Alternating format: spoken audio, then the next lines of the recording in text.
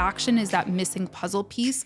Education can help, but if you're just sitting and watching and listening and not implementing, I think it's going to be a hard climb for you. Welcome back to another episode of the Freelance Friday podcast. I'm your host, Latasha, and I have a new obsession. I don't typically watch a ton of TV, but I recently binge watched the Netflix show How to Get Rich, hosted by Ramit Sethi. And I will be honest, the title really put me off. It's why I didn't click on it for a couple months. I think it's been out for a while now. But let me tell you, the name is really, I don't want to say it's clickbait, but it's not as kind of bro-y as the name might suggest. I thought it was a really great entry point into personal finance for anyone who maybe like me is not super knowledgeable about that kind of stuff. I really found it very accessible and very helpful. This is not an ad for the show. You can, of course, check it out if you want to. It's on Netflix, like I said, but I wanted to actually respond to something that Ramit said on the show. There was probably a 1 minute long segment where he gave his 3 tips to get started as a business owner. And I wanted to kind of expand upon those thoughts, give you my reaction, and just share them with you because I thought it was really brilliant. I have to be careful about what I share here, especially for the YouTube version. So I will read you the transcript of what he said. A lot of business owners spend the first year in business getting websites set up, getting business cards, and thinking about how to create an LLC. I think this is a total waste of time. You know what matters in business? Getting people to pay you. This is seriously up there in the top 5 questions or so that I get every single week on Instagram, here on YouTube, in my courses. It's, should I be an LLC? Should I have a website? Should I, do business cards? Should I create merch? And I'm not going to say that those things are not important because they are definitely things that you need to consider.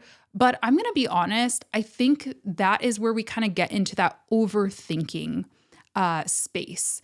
When I first started my business, I had none of that. I had no idea what I was doing. And I think in so many ways, that was kind of a blessing. That sort of ignorance that I had was a bit of a superpower. When I started freelancing, I was very young. I was in my very early 20s, if that. I didn't really understand even how taxes worked. I mean, of course I paid them, but I was just working W-2 mall jobs and things like that at the time. So I didn't have this complex knowledge of the tax system and, all of this stuff. I didn't overthink it. I just saw there was a website called Upwork, or I saw that a friend had a friend who needed a video shot and I did it. And I took the check. Luckily, I had the foresight to record that income and make sure to report it at the end of the year, but I really wasn't overthinking it too much. Anyway, he goes on to say, start by doing your research. Look at your competitors. Talk to prospects. Think about how you might be different than everyone else out there. Next, focus on getting 3 clients as quickly as possible. The first one might be your mom. The second one might be your grandpa. But the third one is not a fluke. And finally, now that you've gotten those 3 clients, you know exactly how to get more. Focus on more clients and raise your rates steadily. So that 3-step process is really what I want to dive into for today's episode. I'm going to share all of my tips and how exactly you can do it. Let's hop in. First though, have you heard of the Freelance Friday Club? Because if you are looking for expert advice, if you're looking for a community, if you're looking for a forum, a place where you can get advice, bounce ideas off of others, including myself, you should check it out. freelancefriday.club is where you can find us. I'll also link the website down in the show notes. We're going through a little bit of a refresh very soon. So if you get in now, you'll be able to save this legacy rate, which is very exciting. I'll be introducing a ton more video content to the membership and lots more. But for now, there are bi-weekly Zoom calls that you're invited to with me to chat about all things business, freelancing, entrepreneurship, as well as an ongoing community forum where you can post any day, any time. I'd love to see you in there. Okay, the first piece, start by doing your research. Look at your competitors, talk to prospects, think about how you can be different. What he is explaining here is coming up with your unique value proposition. That's that piece about think about what you do differently than everybody else. And this is really important. This is the one thing that I would say is more important than a website, more important than an LLC, more important than any of that stuff is you have to know what you're selling and why people should buy it from you. Sure, maybe you want to do social media, maybe you want to do web design, maybe you want to do photography, maybe you want to do coaching. But dive a little bit deeper into your target audience. Who do you want to serve? A social media manager for Fortune 100 bank and a social media manager for a solopreneur in the wellness space are two very different offers, right? They're two very different business owners. They have different positioning. They're going to be using different tactics to acquire clients and to reach and really speak to those clients. So you got to know who you're looking to serve. And I think this is great advice that he says, talk to prospects, look at your competitors. I think those are really valid methods of figuring out exactly what that messaging is going to be, exactly what your purpose really is. I love informational interviews with prospects. I think that's super valuable, just putting yourself out there. And yes, you have to be a little bit vulnerable to do this. Business ownership is one of the most emotional things I've ever done. Feels like I'm going to therapy every day. It's kind of intense, but you have to humble yourself a little bit. Put yourself out there on LinkedIn or wherever you have something of a semi-professional network built up and just say, hey, I'm looking to become a social media manager. I'm looking to become a web designer. I want to work with wellness brands. I want to work with corporate companies. I want to work with solopreneurs, whatever. If anyone falls into that category, I would love to just have a coffee chat with you. I'm happy to give you some free advice in exchange for you sharing a little bit about what some of your pain points are in this specific area. That's all there is to it. Don't sell. Don't use these as discovery calls.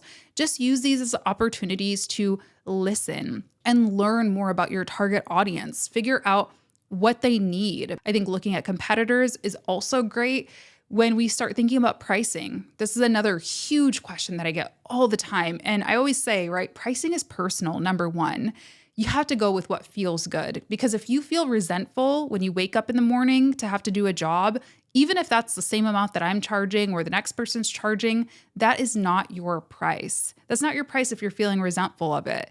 And your work is going to suffer because of it. So pricing is definitely personal, but competitors and others in our industry can help us benchmark, can help us understand what kind of the going rate is. And then we can flex up or down from there, depending on our experience, depending on our specific industry, depending on our kind of get out of the bed rate and what really makes us feel good. The next thing I love that he says is next, focus on getting 3 clients as quickly as possible. So the concept he's describing here is failing fast. I have said something very similar in the past. I've said, I want you to get 10 no's, which sounds kind of weird. And I get it. It throws people off sometimes because it sounds scary.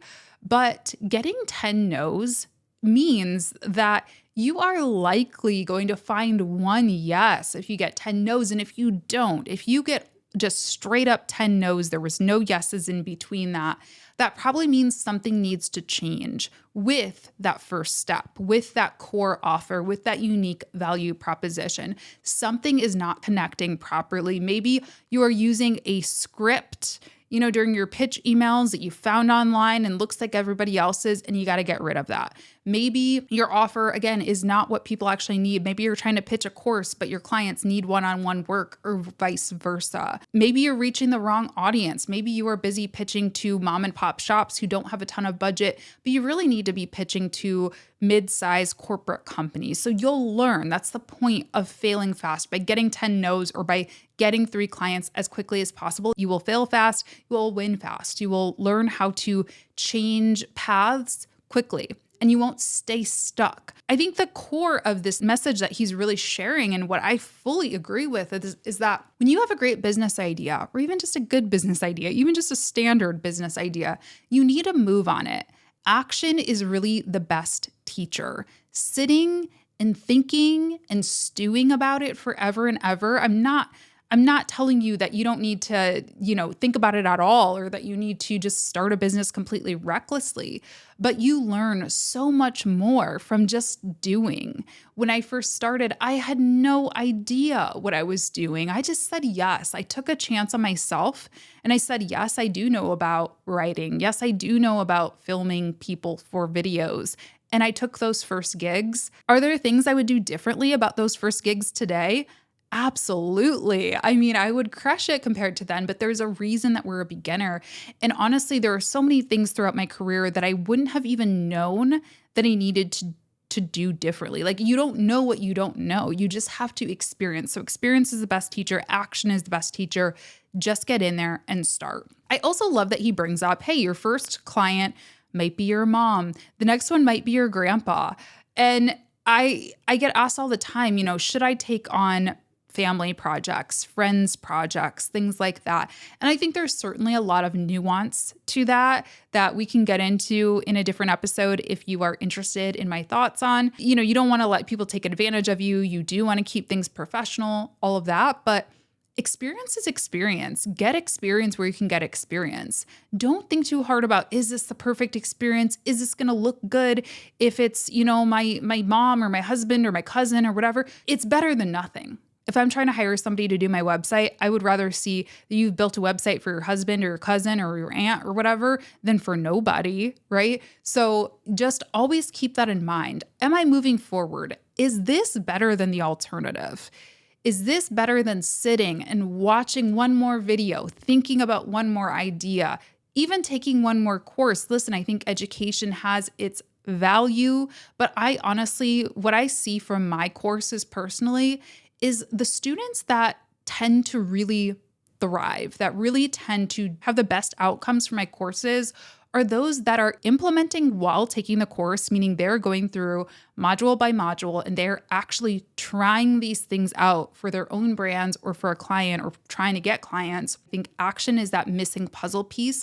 Education can help, but if you're just sitting and watching and listening and not implementing, I think it's going to be a hard climb for you. The third one is not a fluke. This is proof of concept. If you can do it once, okay, one could argue someone was just helping you out. They were throwing you a bone there, or you just got lucky. 2, okay, maybe you got lucky again. But 3, usually you're not going to get 3 handouts in a row. Usually you're not going to get that lucky 3 times in a row. 3 experiences, 3 clients, 3 portfolio pieces usually is a good number. It's a good indicator that, hey, this idea has some legs. This is not just a fluke. I am not just getting lucky. I can actually scale this thing. And that's the third piece of advice he really gives. He says, you know exactly how to get more. Focus on more clients and raise your rates steadily.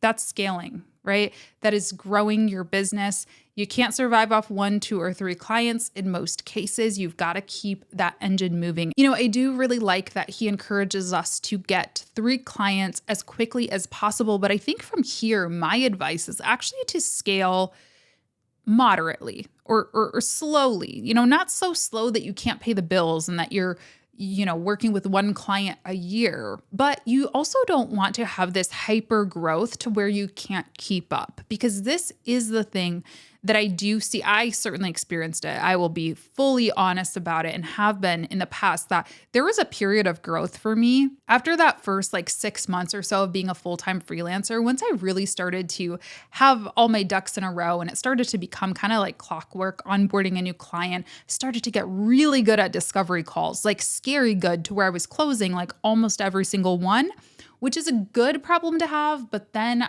I was left with all the work. Then I didn't have the infrastructure in my business set up. I didn't have that plan to, how was I going to hire people? How was I going to pay my taxes? And what were all the legalities and all the, those little details here and there. So I think once you do get those first 3, 4, 5 clients, you develop that proof of concept, that's a good time to take a little pause and to say, all right, what are some of those structural things that I need to figure out in my business? Are there any tools that I need to be using to, automate or to create a system around any of these processes that I have? Are there any of those legal or business type things that I need to hash out? Do I need to get a better bookkeeping system or hire a bookkeeping team? All of these things are kind of those next level considerations. And they are important considerations. But again, for most of us, we don't really need to be thinking about that from day one. My first freelance project was like $20 a blog post, and then a video that I did was probably like $300. I mean, these were not amounts that were going to completely change my tax situation or get me sued for millions of dollars. But once you do start signing on bigger contracts, taking on more liability, all of that stuff, then yes, absolutely go back to the drawing board. And also think about how you're going to scale. How are you going to bring people in to help you? Because you can't do it alone. Maybe you can. You probably should not be doing it all alone. It is quite hard to run a successful, thriving, growing business with absolutely zero help. The last piece that he says that I absolutely love is he says, focus on raising your rates steadily. Yes, raise your rates. If you haven't heard it lately, raise your rates. This is a part of my annual checklist. So usually the first month out of every single year, I'm spending it kind of working on some of the behind the scenes things. And one of those things is raising my rates for the year ahead. I get this question a lot. Do you raise rates for existing clients or only new clients? And it depends on the service to some degree. Like if somebody is in an ongoing contract and they've signed for a year and they signed in June, well, no, their rate is going to stay the same till at least the end of our contract. If we choose to renew, then I'll evaluate. I'll see if I feel like we are at a point where the scope has changed from the beginning, or maybe something is going on in the market that has required me to, pay for new tools or more education or something like that. But definitely for any new clients that come on, they're getting an updated rate every single year. I think this is incredibly important, not just because you are growing every year as a professional, but also because, inflation happens every year. The cost of living gets higher and higher, and you have to be able to keep up with that. Cash flow, poor cash flow. I think it's one of the number one reasons that most small businesses fail in this country. And it can sometimes feel selfish to ask for what you deserve. I get it. I've been there. It's not selfish. It allows you to do your best work. It allows you to dedicate time and energy to your clients and really provide them the best quality work that you absolutely can. And also just you deserve it, right? If you're working at a corporate job, hopefully you would be getting an annual raise, even if it was only a small amount. That is what they're there for.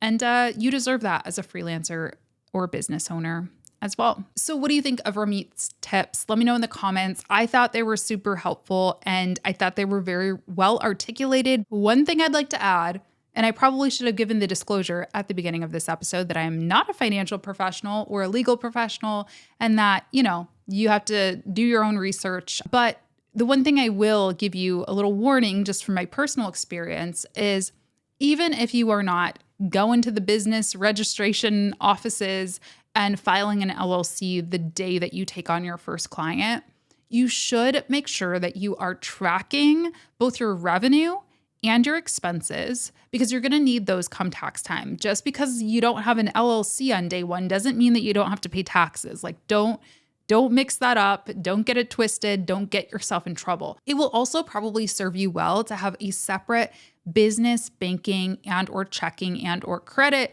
account from your personal accounts, even before you have like your formal business entity. Because at the end of the year, when you do go to do your taxes, you're going to want all that stuff in one place. You don't want to have to sort through all of your, personal expenses to try to get to what you spent on your business or what you made from your business. So keep that in mind. And I heard this on a podcast years ago. I think it was the Being Boss podcast. I listened to that one a lot when I was considering quitting my day job. And one of the hosts, she said, I got this advice from somebody else years ago that your job as a business owner is to make money. Once you start making money, you can then pay somebody to figure out what the heck to do with your money in terms of taxes or business formation, which ones are going to be the best fit for you, which ones are going to save you the most money in taxes, all of that stuff. So I do rely on a bookkeeping and accounting team to help me through a lot of that stuff. They're fantastic. I'm so grateful for them. It's not to say that I'm completely ignorant about this stuff, because I do think, yes, you got to be knowledgeable about what exactly you're doing. Don't just take somebody's advice and run with it. But they do a lot of the heavy lifting for me, and at least a lot of that primary research, so that I can really focus on doing what I do best, which is making money and then making the final decisions and the final sign off. So that's absolutely something that you do want to think about, but you got to make money first. You have to prove that your business is viable, that it's got legs before you even get too ahead of yourself and freak yourself out and get too scared by it all. Just focus on making money. That's what I got to say. And Remy, he agrees with me as well. So anyway, let me know if you watched the show too. I'm really curious. I thought it was really interesting. I kind of can't wait for more. He does have a YouTube channel too. Actually, I haven't watched his YouTube videos yet, but maybe I should. Maybe I should try to get him on the podcast. I don't know. Anyway, thanks so much for tuning in to today's episode. I really hope you enjoyed it. I hope it was helpful, and I'll talk to you in my next one. Bye.